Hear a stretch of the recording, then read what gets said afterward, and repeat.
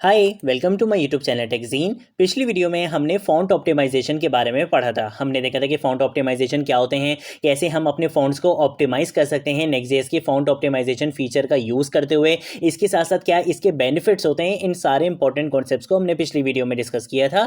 अगर आप लोगों ने अभी तक पिछली वीडियो नहीं देखी है तो काइंडली पिछली वीडियो को ज़रूर देख लेना। इस वीडियो में हम बात करेंगे डायनेमिक मेटा डेटा के बारे में। सबसे पहले हम देखेंगे कि मेटा डेटा क्या होता है, देन हम देखेंगे कि डायनेमिक मेटा डेटा क्या होता है, कैसे हम डायनेमिक मेटा डेटा का कॉन्सेप्ट इंप्लीमेंट कर सकते हैं नेक्स्ट.जेएस में। इन सारे इंपॉर्टेंट कॉन्सेप्ट्स को हम इस वीडियो में डिस्कस करेंगे। बहुत ईजी एग्जांपल के साथ आपको डायनेमिक मेटा डेटा का कॉन्सेप्ट कवर करवाऊंगा, ठीक है। तो बिल्कुल भी टेंशन नहीं लेनी है। सबसे पहले तो हम आ जाएंगे यहाँ पे, और यहाँ पर आने के बाद मैं क्या करूंगा, राइट क्लिक करूंगा। राइट क्लिक करने के बाद हम जाएंगे अपने इस इंस्पेक्ट एलिमेंट पे, ठीक है। यहाँ पर आने के बाद आपने क्या करना है, आपने इस हेड टैग में जाना है और यहाँ पर आपको मल्टीपल मेटा टैग्स दिख रहे होंगे। एक मेटा टैग आपके पास ये रहा, एक मेटा टैग आपके पास ये रहा, एक मेटा टैग आपके पास ये रहा। तो ये मेटा टैग्स आखिर होते क्या हैं, ये मेटा डेटा आखिर होता क्या है, सबसे पहले तो इसको डिस्कस कर लेते हैं। मेटा डेटा आपके पास वो डेटा एलिमेंट्स होते हैं जो आपके एक वेब पेज के कंटेंट की इंफॉर्मेशन प्रोवाइड करते हैं।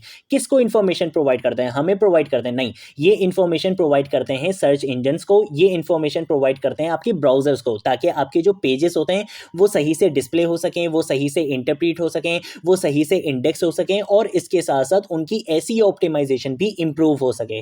तो ये जो मेटा टैग्स होते हैं ना, ये आपकी वेब एप्लीकेशन का बहुत इंपॉर्टेंट पार्ट होता है, जिसको आपको बहुत अच्छे से यूज करना होता है। देखो, अगर हम मेटा टैग्स पर बात करना स्टार्ट करें ना, तो हमारे पास 1 घंटा 2 घंटे भी कम है। हम बहुत चीज़ों पे बात कर सकते हैं मेटा टैग से रिलेटेड, बट अभी हम बिल्कुल सिंपल रखेंगे। मेटा टैग्स आपके पास क्या होते हैं, वो डेटा एलिमेंट्स होते हैं जो आपके एक वेब पेज के कंटेंट की इंफॉर्मेशन प्रोवाइड करते हैं आपके सर्च इंजन्स को और आपके ब्राउजर्स को, ताकि आपके जो पेजेस होते हैं वो सही से इंडेक्स हो सकें, सही से इंटरप्रीट हो सकें, सही से डिस्प्ले हो सकें, और उनकी ऐसी ऑप्टिमाइजेशन इंप्रूव हो सके। अभी के लिए आप सिर्फ इतना समझ लो कि मेटा टैग्स आपके पास ये होते हैं। अब हम बात करते हैं आज के टॉपिक पर कि ये डायनेमिक मेटा डेटा क्या होता है और इसको कैसे हम नेक्स्ट.जेएस में इंप्लीमेंट कर सकते हैं। सबसे पहले ये देख लेते हैं कि भाई डायनेमिक मेटा डेटा क्या होता है। देखो, मेटा डेटा तो आपको समझ में आ गया कि भाई आपके जो पेजेस की जो इन्फॉर्मेशन होती है वो आप मेटा टैग्स के अंदर यूज कर सकते हो। जैसे मेरे पास ये एक मेरा पेज है, ठीक है। यहाँ पर आप देख सकते हो ये जो मेरा मेटा टैग यूज हुआ है, जिसके नेम में मैंने क्या लिखा हुआ है, डिस्क्रिप्शन। इसके अंदर क्या होगा, इसके अंदर इस पेज की जो डिस्क्रिप्शन होगी ना, उससे रिलेटेड जो कीवर्ड्स होंगे, उसकी जो डिस्क्रिप्शन होगी एक, वो मैं यहाँ पर लिख सकता हूँ, ठीक है। ये मेरी एसईओ ऑप्टिमाइजेशन के लिए भी काम आएगा, ये मेरे ब्राउजर को भी हेल्प करेगा, ठीक है। अब फॉर एग्जांपल ये मेरी एक ई कॉमर्स वेब एप्लीकेशन है, ठीक है। यहाँ पे मेरे पास मल्टीपल प्रोडक्ट्स हैं, जैसे लैपटॉप है, पीसी है, मोबाइल फोन्स हैं। अब आपको पता है कि भाई जब भी आप कोई वेब एप्लीकेशन बनाते हो तो ऑब्वियसली उसमें कोई एक पेज तो होगा नहीं, ठीक है। उसमें मल्टीपल आपके पास पेजेस होते ही होते हैं। तो अब मैं ये चाहता हूँ कि भाई हर पेज पर आपको क्या दिखे, या कुछ पेजेस पर आपको क्या दिखे, उसका टाइटल भी चेंज दिखे, उसकी डिस्क्रिप्शन भी आपको यहाँ पे चेंज दिखे। जैसे फॉर एग्जाम्पल अगर मेरी ये ई कॉमर्स वेब एप्लीकेशन है, अगर मैं जाता हूँ लैपटॉप के पेज पे, तो यहाँ पर आपको टाइटल भी लैपटॉप दिखे और यहाँ पे डिस्क्रिप्शन भी आपको लैपटॉप से रिलेटेड दिखे। अगर आप जाते हो मेरी फोन की कैटेगरीज में, तो वहां पर आपको यहाँ पे डिस्क्रिप्शन भी फोन से रिलेटेड दिखे और आपको यहाँ पे टाइटल भी फोन से रिलेटेड दिखे। तो इसको आप कहते हो डायनेमिक, ठीक है। एक तो होता है स्टैटिक, जो आपकी हर पेज पे चल रहा होगा, ठीक है। अगर फॉर एग्जाम्पल मैं यहाँ पे किसी और पेज पे जाता हूँ, जैसे फॉर एग्जाम्पल ये मेरा होम पेज है, मैं यहाँ पे चला जाता हूँ, तो अगर मैं होम पेज पे जाऊंगा तब भी आप देखना कि मेरा टाइटल भी सेम है और मेरी यहाँ पे डिस्क्रिप्शन भी सेम है।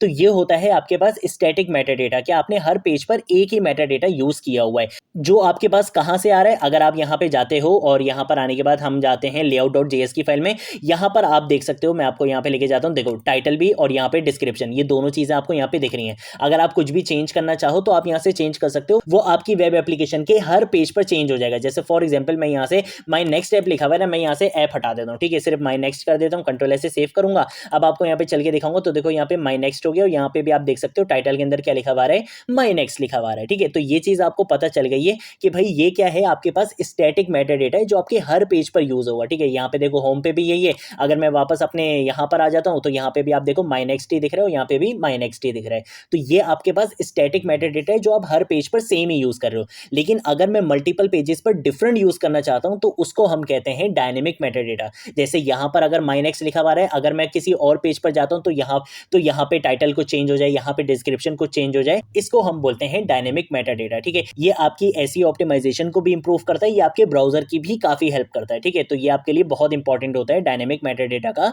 कॉन्सेप्ट। अब देख लेते हैं कि भाई इसको इंप्लीमेंट कैसे कर सकते हैं। मैं इसको वापस से कंट्रोल जी से सही कर देता हूँ, ठीक है। कंट्रोल ऐसे सेव कर लूंगा, यहाँ पर आ जाऊंगा। यहाँ पर आने के बाद इसको भी क्लोज कर दूंगा। हम एक काम ये करेंगे कि एक राउट बना लेंगे, ठीक है। जब भी हमने राउट बनाना होता है तो हमने क्या करना होता है, अपने इस ऐप फोल्डर के अंदर आकर उस नाम से फोल्डर बनाना होता है जिस नाम से मुझे राउट क्रिएट करना होता है। फॉर एग्जाम्पल मुझे यहाँ पे राउट क्रिएट करना है डायनेमिक मेटा डेटा के नाम से, ठीक है। तो मैं यहाँ पे फोल्डर भी किस नाम से बनाऊंगा, डायनेमिक मेटा डेटा के नाम से मैं यहाँ पे फोल्डर बना लूंगा, ठीक है। तो मैंने यहाँ पे फोल्डर बना लिया डायनेमिक मेटा डेटा के नाम से। इसके अंदर हम किस नाम से फाइल बनाते हैं, page.js के नाम से फाइल बनाते हैं, तो वो भी बना ली। यहाँ पे आगे मैं लिखूंगा RAFCE, react arrow functional based component बनाऊंगा। अपने कंपोनेंट का नाम मैं यहाँ पे कुछ भी रख सकता हूँ, ठीक है। मैंने यहाँ पे रख दिया डायनेमिक मेटा डेटा, ठीक है। डायनेमिक मेटा डेटा यहाँ पे रख लेंगे। और उसके बाद इस डिफ की जगह मैं क्या यूज करूंगा, रिएक्ट फ्रेगमेंट का कॉन्सेप्ट यूज करूंगा। यहाँ पे आगे एक h2 का टैग लगाऊंगा और यहाँ पे लिख दूंगा डायनेमिक मेटा डेटा इन Next.js 14, ठीक है। इस तरीके से मैं यहाँ पे ये लिख लूंगा। कंट्रोल ऐसे क्या करूंगा, सेव करूंगा, बल्कि उससे पहले मैं इसे इंपोर्ट स्टेटमेंट को हटा देता हूँ, इस बेचारे का कोई भी काम नहीं है। कंट्रोल ऐसे क्या करूंगा, सेव करूंगा। किस नाम से फोल्डर बनाया है, डायनेमिक मेटा डेटा के नाम से। तो राउट भी किस नाम से बनेगा, डायनेमिक मेटा डेटा के नाम से बनेगा। अभी आप यहाँ पे देख सकते हो टाइटल और डिस्क्रिप्शन क्या है, स्टैटिक है, ठीक है। हमने कोई डायनेमिक मेटा डेटा का कॉन्सेप्ट यूज नहीं किया है। तो अभी जब मैं डायनेमिक मेटा डेटा वाले पेज पे जाऊंगा वहां पर भी आपको सेम टाइटल और डिस्क्रिप्शन मिलेगी, ठीक है। तो मैं क्या करूंगा, यहाँ पे स्लैश लिखूंगा, यहाँ पे आगे लिख दूंगा डायनेमिक मेटा डेटा, ठीक है। इस तरीके से करने के बाद मैं यहाँ पे एंटर प्रेस करूंगा तो जो कंपोनेंट मैंने यहाँ पर बनाया था वो कंपोनेंट देखो आपको यहाँ पे मिल चुका है। और टाइटल और डिस्क्रिप्शन आप देख सकते हो, क्योंकि यहाँ पे हमने स्टैटिक मेटा डेटा यूज करा हुआ है तो ये टाइटल डिस्क्रिप्शन हर पेज पर सेम रहेगा। अब मैं चाहता हूं कि इस पेज पर मेरे पास टाइटल और डिस्क्रिप्शन क्या हो जाए, चेंज हो जाए। तो उसके लिए मुझे क्या करना पड़ेगा, आपके पास एक कॉन्सेप्ट होता है किसका, जनरेट मेटा डेटा के फंक्शन का। आपने सिंपल क्या करना है, उस फंक्शन को यहाँ पे यूज करना है। बट उससे पहले मैं आपको वो तरीका दिखाऊंगा जो अक्सर इस चीज को गलत यूज करते हैं और उनको पता ही नहीं होता कि वो गलत चीज यूज कर रहे हैं। और ये चीज आपसे अक्सर इंटरव्यू क्वेश्चंस में भी पूछी जा सकती है। आप बोलोगे यार अगर मैंने सिर्फ टाइटल ही चेंज करना है तो यार आप ये फंक्शन वगैरह की बात क्यों कर रहे हो। आप सिंपल यहाँ पर आओ, यहाँ पर आने के बाद आप यहाँ पे लिखो टाइटल का टैग और यहाँ पे लिख दो for example dynamic Meta data, ठीक है। इस तरीके से आप यहाँ पे लिख लो, ठीक है। मैंने यहाँ पे लिख दिया डायनेमिक मेटा डेटा। कंट्रोल ऐसे क्या करूंगा, सेव करूंगा, चलकर आपको दिखाऊंगा यार यहाँ पे टाइटल चेंज हो गया। तो जब यहाँ पे टाइटल चेंज हो गया तो आप इतनी लंबी क्यों कर रहे हो कि भाई फंक्शन बनाना पड़ेगा, ये करना पड़ेगा, वो करना पड़ेगा। सिंपल सा, तो यहाँ पे टाइटल चेंज हो गया। ऐसे ही अगर मुझे डिस्क्रिप्शन चेंज करनी होगी तो मैं लिंक टैग लगा के नेम डिस्क्रिप्शन और कंटेंट की जगह मैं वहां पे डिस्क्रिप्शन भी लिख सकता हूं। तो ये तो बहुत ईजी काम है। अगर आप यहां पर आकर देखो तो यहां पर आप देख सकते हो आपके पास दो दो टाइटल टैग्स हो चुके हैं। जो आपका स्टैटिक मेटा डेटा था वो भी यहाँ पे शो हो रहा है और जो आपने डायनेमिक मेटा डेटा यूज करा है वो भी यहाँ पे शो हो रहा है। और अक्सर लोगों को ये चीज पता ही नहीं होती है, वो इजीली इस चीज को यूज कर लेते हैं। अब इसके डिसएडवांटेजेस क्या होते हैं, इसके डिसएडवांटेजेस ये होते हैं कि ये आपकी एसईओ ऑप्टिमाइजेशन पे बहुत बुरा इंपैक्ट डालता है, क्योंकि आपने यहाँ पे डबल यहाँ पे टाइटल टैग्स यूज करे हुए होते हैं, ठीक है। तो यहाँ पे आपकी एप्लीकेशन में बहुत ज्यादा प्रॉब्लम हो सकती है। तो इस वजह से आप यहाँ पे क्या यूज करते हो, जनरेट मेटा डेटा के फंक्शन का यूज करते हो जो आपको Next.js का फीचर प्रोवाइड करता है, ठीक है। इस तरीके से आप कभी भी यूज नहीं करोगे, ये नॉन रिकमेंडेड तरीका होता है, ये बैड प्रैक्टिस होती है, इस चीज को हमेशा याद रखना, ठीक है। तो मैं सिंपल क्या करूंगा, मैं यहाँ पर आऊंगा, यहाँ पर आने के बाद मैं लिखूंगा एक्सपोर्ट और एक्सपोर्ट लिखने के बाद मैं यहाँ पे क्या करूंगा, एक फंक्शन बनाऊंगा, ठीक है।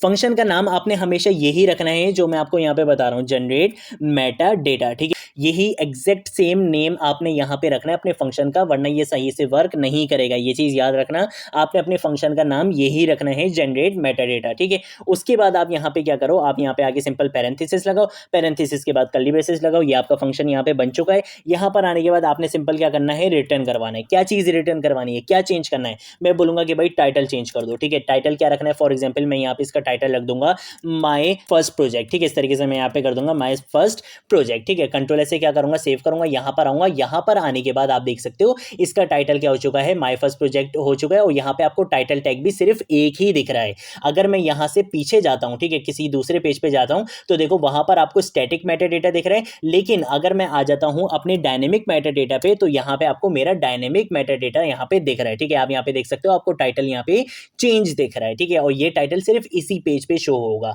इसके साथ साथ अगर आप यहाँ पे डिस्क्रिप्शन भी देना चाहते हो तो सिंपल आपने क्या करना है, कॉमा लगाना है, यहाँ पे आके आप लिख दो डिस्क्रिप्शन, ठीक है। इस तरीके से मैं यहाँ पे क्या करूँगा, डिस्क्रिप्शन लिख दूंगा और मैं यहाँ पे लिख दूंगा this is my first Next.js project, ठीक है, Next.js 14 प्रोजेक्ट, ठीक है। इस तरीके से मैं यहाँ पे लिख देता हूँ। कंट्रोल ऐसे क्या करूंगा, सेव करूंगा, चलकर अब आपको यहाँ पे दिखाऊंगा तो देखो यहाँ पे डिस्क्रिप्शन भी क्या हो चुकी है, चेंज हो चुकी है। तो इस तरीके से आप क्या कर सकते हो, डायनेमिक मेटा डेटा का कॉन्सेप्ट यूज कर सकते हो। ये आपकी एसईओ ऑप्टिमाइजेशन को भी इंप्रूव करता है, ये आपके ब्राउजर की भी बहुत ज्यादा हेल्प करता है। ये बहुत इंपॉर्टेंट कॉन्सेप्ट होता है, अक्सर स्टूडेंट्स इसको बहुत गलत तरीके से यूज करते हैं, जो मैंने आपको बताया भी कि ये तरीका रिकमेंडेड नहीं है। इस तरीके से कभी भी आप यूज नहीं करोगे, ये आपकी एप्लीकेशन पे बैड इंपैक्ट डाल सकता है। ठीक है, तो आप इसको कभी भी इस तरह से यूज नहीं करोगे। आप हमेशा क्या करोगे, जनरेट मेटा डेटा फंक्शन का यूज करोगे। ठीक है, आपने जिस पेज में भी यूज करना हो, आपने सिंपल क्या करना है, आपने सिंपल इस फंक्शन को यूज करना है। टाइटल चेंज करना है या डिस्क्रिप्शन चेंज करनी है, जो भी चीज चेंज करनी है वो आप इजीली यहाँ पे कर सकते हो। तो ये थी हमारी आज की वीडियो। अगर कोई चीज नहीं समझ आए नीचे कॉमेंट सेक्शन में पूछ लेना, सोशल मीडिया अकाउंट से पूछ लेना, मैं जरूर आप लोगों को रिस्पॉन्ड करूंगा। इसके साथ साथ अगर आप लोगों ने अभी तक इस नेक्स्ट.js की प्लेलिस्ट को एक्सेस नहीं करा है तो भाई जल्दी से इस प्लेलिस्ट को एक्सेस कर लो, ज्यादा से ज्यादा शेयर करो, क्योंकि यहाँ पर आपको नेक्स्ट.js स्टार्टिंग से लेकर एंड तक सिखाई जाएगी। आज की वीडियो के लिए इतना ही। अब हम मिलेंगे नेक्स्ट वीडियो में नेक्स्ट टॉपिक के साथ। तब तक के लिए बाय बाय।